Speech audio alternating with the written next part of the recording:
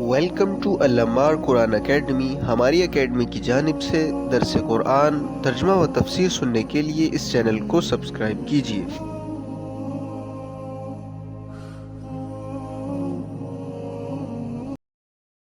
الحمد للہ رب العالمین، اما بعد فاعوذ باللہ من الشیطان الرجیم، بسم اللہ الرحمن الرحیم۔ جیسا کہ آپ کو بتایا گیا کہ آج کا جو درس ہے وہ شروع ہونا ہے ان فی خلق السماوات والارض واختلاف اللیل والنہار والفلک التی تجری فی البحر بما ينفع الناس وما انزل اللہ من السماء ماء فاحیا به الارض بعد موتها وبث فیها من کل دابہ وتصریف الریاح والسحاب المسخر بین السماء والارض لآیات لقوم یعقلون۔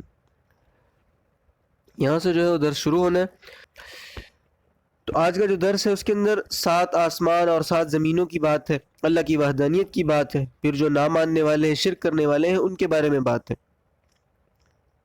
اس سے پہلی جو آیات تھی ان میں ذکر ہوا تھا وَإِلَٰهُكُمْ إِلَٰهٌ وَاحِدٌ، معبود تمہارا ایک ہی ہے، لا الہ الا ہوا، اس کے علاوہ کوئی معبود نہیں ہے، الرحمن الرحیم، وہی رحمان اور رحیم ہے۔ آگے بعض دلیلیں بیان فرماتے ہیں اللہ تعالیٰ، رب تعالیٰ کی وحدانیت اور الوہیت کو سمجھنا جو ہے کوئی مشکل نہیں ہے، مگر کوئی عقل سے کام لے تو پھر اس وقت بات بن سکتی ہے۔ اللہ پاک فرماتے ہیں ان فی خلق السماوات والارض، بے شک آسمانوں کے پیدا کرنے میں اور زمین کے پیدا کرنے میں۔ تو یہ جو آسمان کا لفظ ہے سماوات فرمایا ہے، اور قرآن کریم میں 7 سماوات کا لفظ جو ہے متعدد مقامات پر آتا ہے کہ 7 آسمان ہے، باقی تو ہمیں نظر نہیں آتے۔ البتہ پہلا آسمان تو سب کو نظر آتا ہے، یہ کتنا وسیع آسمان ہے، لیکن اس آسمان کے نیچے کوئی ستون نہیں ہے، کوئی کھمبا، کوئی دیوار نہیں ہے، یعنی کوئی سہارا نہیں ہے۔ لوگ چھوٹی چھوٹی عمارتیں بناتے ہیں، ان کے نیچے آپ دیکھیں کتنے ستون اور کتنی دیواریں ہوتی ہیں۔ اگر خدا کی قدرت کو سمجھنا ہو تو آسمان کی بلندی اور اس کی وسعت اور اس کا بغیر ستونوں کے کھڑے ہونے سے جو ہے رب کی قدرت کو آسانی سے سمجھا جا سکتا ہے۔ قرآن کریم میں آسمانوں کے ساتھ ہونے کا ذکر جو ہے وہ متعدد مقام پر آتا ہے، اور زمینوں کے ساتھ ہونے کا ذکر جو ہے وہ صرف ایک جگہ آیا ہے، سورہ طلاق کے اندر آیا۔ اللہ تعالیٰ فرماتے ہیں کہ ہم نے 7 آسمان پیدا فرمائے، وَمِنَ الْأَرْضِ مِثْلَهُنَّ، اور اتنی ہی ہم نے زمینیں پیدا کی، یعنی زمینیں بھی 7 پیدا فرمائی ہیں۔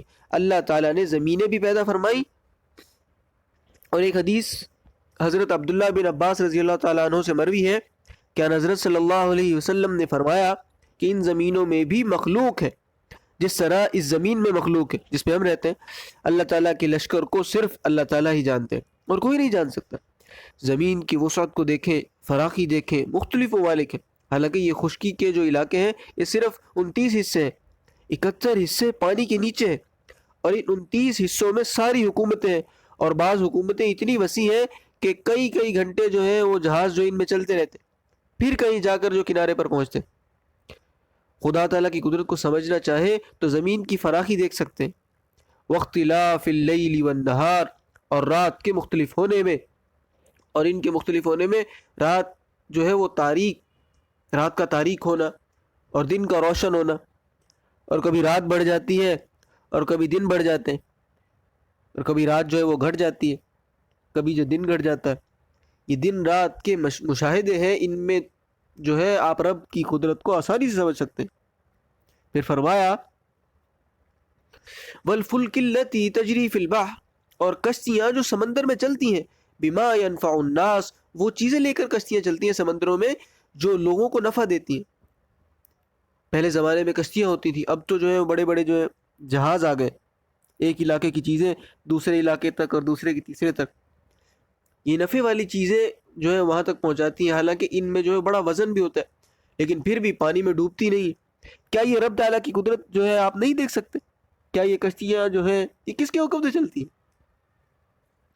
پانی میں ان کو کس ذات نے سہارا دیا ہوا؟ وما انزل اللہ من السماء، جو اللہ تعالیٰ نے آسمان کی طرف سے نازل کی، مما، بارش، فاحیا بہ الارض، اور اس بارش کے ذریعے رب نے زمین کو پیدا کیا، یعنی سبزہ کیا، بعد موتیہا، اس کے مر جانے کے بعد۔ زمین بالکل مردہ تھی، بارش نازل ہوتی ہے، اس کے بعد زمین میں درخت پیدا ہوتے ہیں، سبزیاں پیدا ہوتی ہیں، گھاس پیدا ہوتی ہے، انسانوں کے لیے فصلیں پیدا ہوتی ہیں۔ پھل فروٹ پیدا ہوتے ہیں، یہ بارش کون نازل کرتا ہے؟ زمین سے اس کو کس نے اگایا؟ وَبَثَّ فِيهَا مِن كُلِّ دَابَّةٍ، اور اللہ تعالیٰ نے زمین میں بکھیر دیے ہر طرح کے جانور۔ پھر جانوروں کی شکلیں دیکھے، کسی کی 4 ٹانگیں ہیں، کسی کی 2 ہیں، کسی کی زیادہ ہیں، کوئی زمین پر رینگتا ہے، کوئی چلتا ہے، کوئی اڑتا ہے۔ یہ خدا کی قدرت جو ہے وہ آپ آسانی سے سمجھ سکتے ہیں۔ پھر وحدانیت باری تعالیٰ کی دلیلیں ہیں۔ امام شافعی رحمۃ اللہ علیہ سے سوال کیا گیا کہ رب تعالیٰ کی وحدانیت کی دلیل کیا ہے؟ تو سامنے جو ہے کوئی درخت تھا، وہ شہتوت کا جو درخت ہوتا ہے نا، وہ سامنے تھا۔ تو فرمانے لگے دور جانے کی ضرورت نہیں ہے، آپ اس درخت کو دیکھ لیں، اس کے پتوں کو ریشم کا جو کیڑا ہوتا ہے وہ جب کھاتا ہے تو اس کے پیٹ سے ریشم پیدا ہوتا ہے۔ اگر اس پتوں کو ہرنی کھا لے، ہرن جو ہوتا ہے اگر وہ کھاتی ہے تو کستوری پیدا ہوتی ہے اس کے پیٹ میں۔ کستوری کہتے ہیں مشک کو، خوشبو ہوتی ہے، بہت قیمتی خوشبو ہے۔ اور اگر اسی پتوں کو شہد کی مکھی کھاتی ہے تو اس کے پیٹ میں جو شہد بنتا ہے۔ اگر اس کو اونٹ اور بکریاں کھائیں تو مینگنی اور گوبر پیدا ہوتا ہے۔ چیز ایک ہی ہے، یعنی شہتوت کے پتے ہیں، مگر آگے ان میں انقلابات پیدا کرنے والا رب تعالیٰ کے سوا کون ہو سکتا ہے؟ تو سمجھنے کے لیے ایک ہی چیز کافی ہے، اور نہ سمجھنے والے کے لیے سارے دلائل جو ہیں وہ بیکار ہیں۔ تو فرمایا رب تعالیٰ نے بکھیرے ہیں ہر طرح کے جانور، وتصریف الریاح، اور ہواؤں کے پھیرنے میں، کبھی مشرق سے مغرب کی طرف چلتی ہیں اور کبھی مغرب سے مشرق کی طرف چلتی ہیں، کبھی گرم ہوتی ہیں اور کبھی سرد ہوتی ہیں۔ یہ کون چلاتا ہے؟ تو آج ہمارے سامنے ہے، کبھی ہوا تھوڑی سی تیز ہوتی ہے تو کیسے انسانوں کی حالت خراب ہو جاتی۔ اللہ پاک تھوڑا سا زمین کو جھنجھوڑتے ہیں،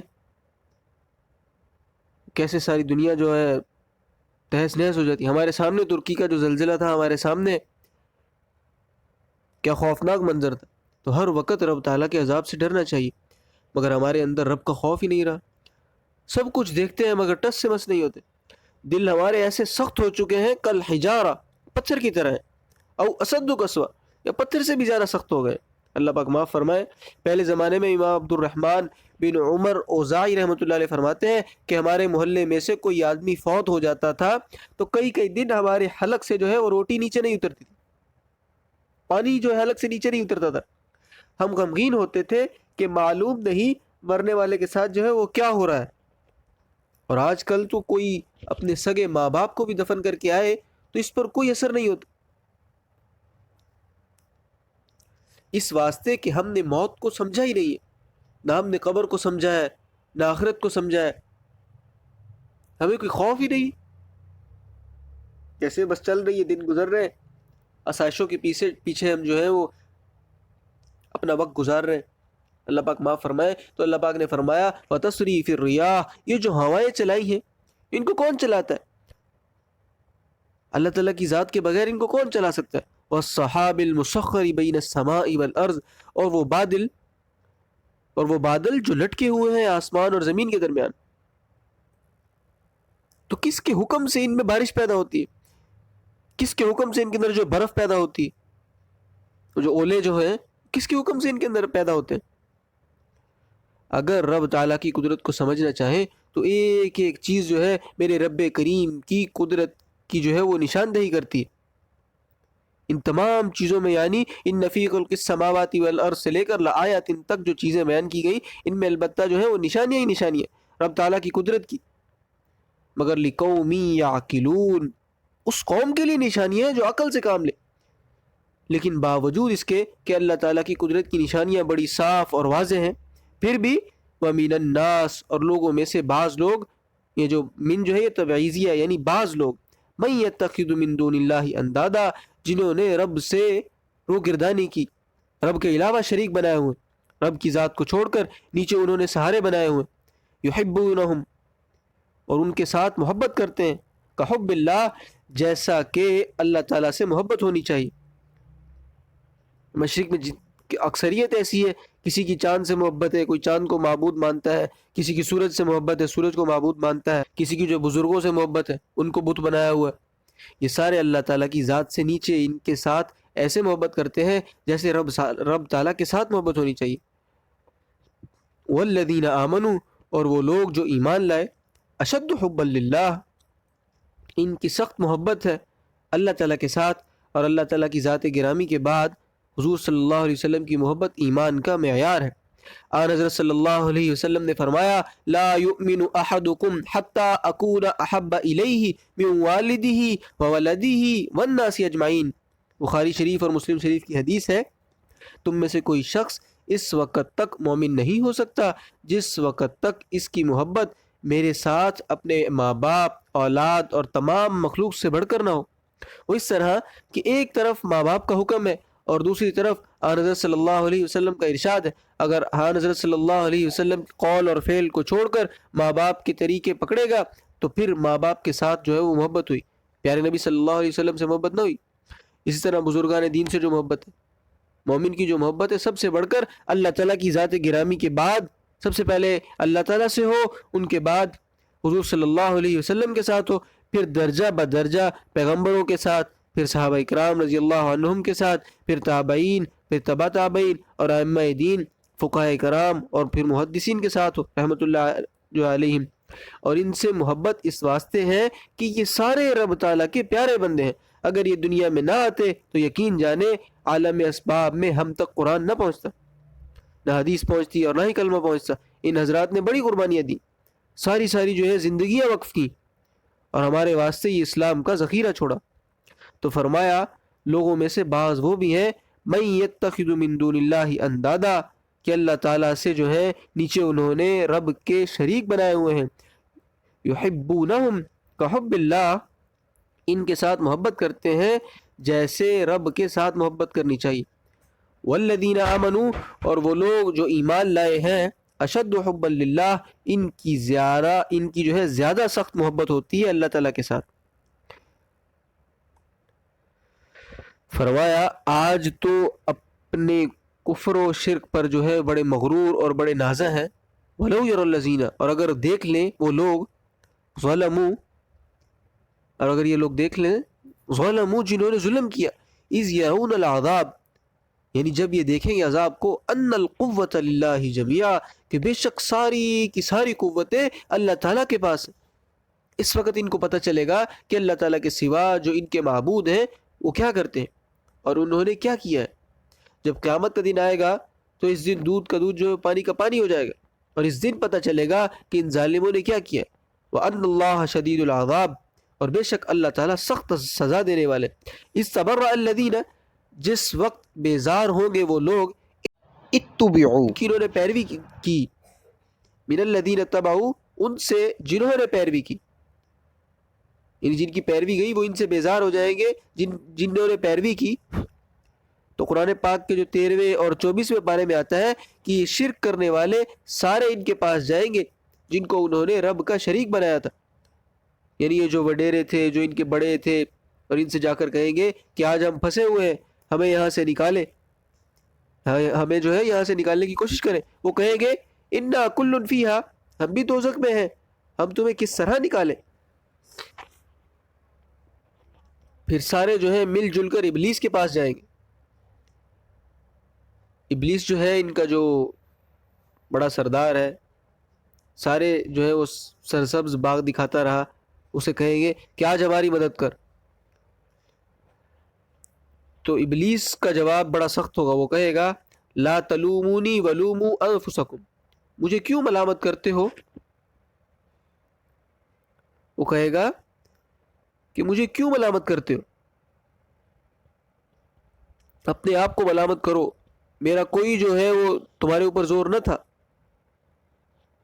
الا ان دعوتکم، میں جو ہے وہ تو صرف تمہیں دعوت دی تھی، تم نے میری دعوت جو ہے وہ کیوں مانی؟ آج سارے میرے پاس آئے ہو، اس طرح کہ گویا سب کو میں نے گمراہ کیا۔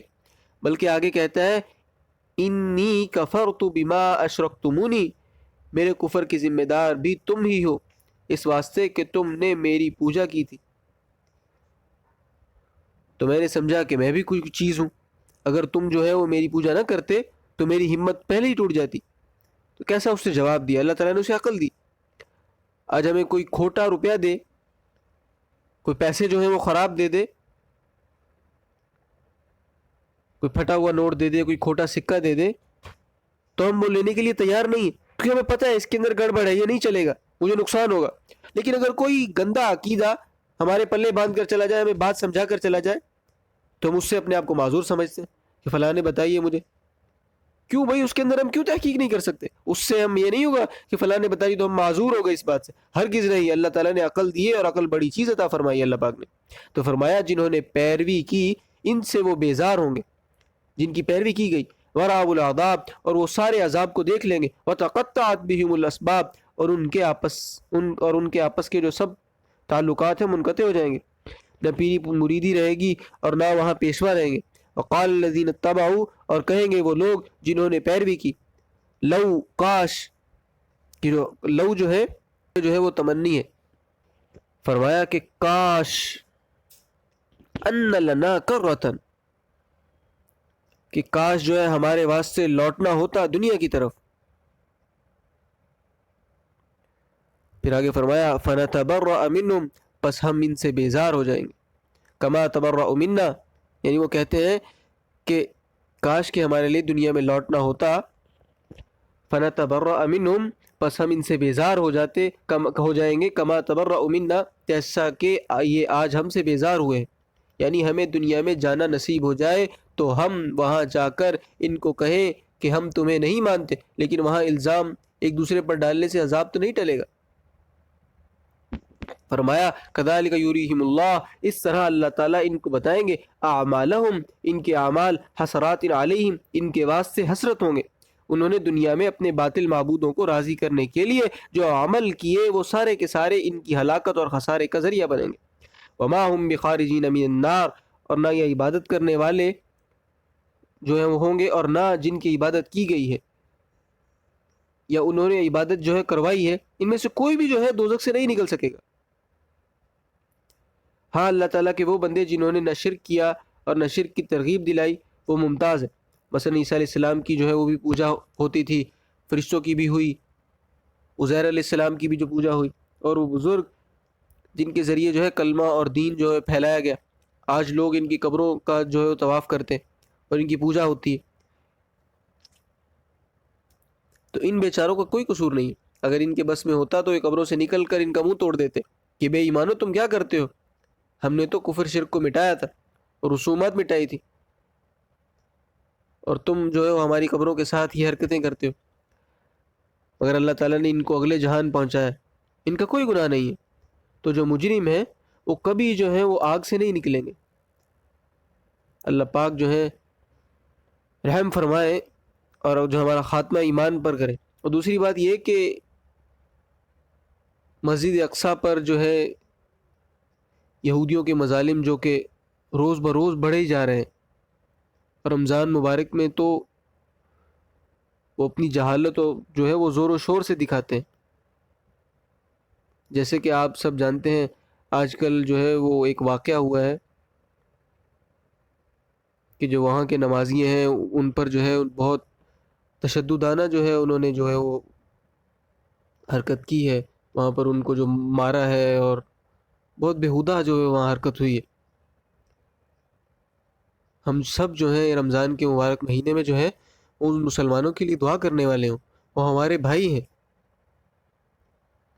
مسلمان جو ہے سارے مسلمان جو ہیں ایک بدن کی طرح.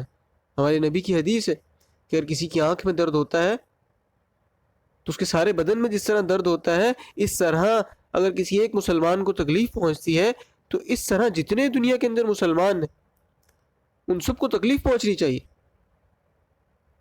ہم سب کے جو ہیں وہ بھائی ہیں, ہماری بہنیں ہیں, ان پر جو ہے اس طرح سے مظالم ہوتے. ہم جو ہے اللہ تعالیٰ سے رو رو کر دعائیں مانگنے والے ہوں, اے رب کریم ہم سے گناہ ہوئے, ہم مظلوم ہیں, ہم جو ہیں کمزور ہیں, ہم گندے ہیں, ہم جو ہیں وہ نیکیوں کے اندر جو ہیں وہ صحیح طرح سے پورے نہیں اترتے. اے رب کریم تو رحم فرما, ان مسلمانوں کی مدد فرما دے.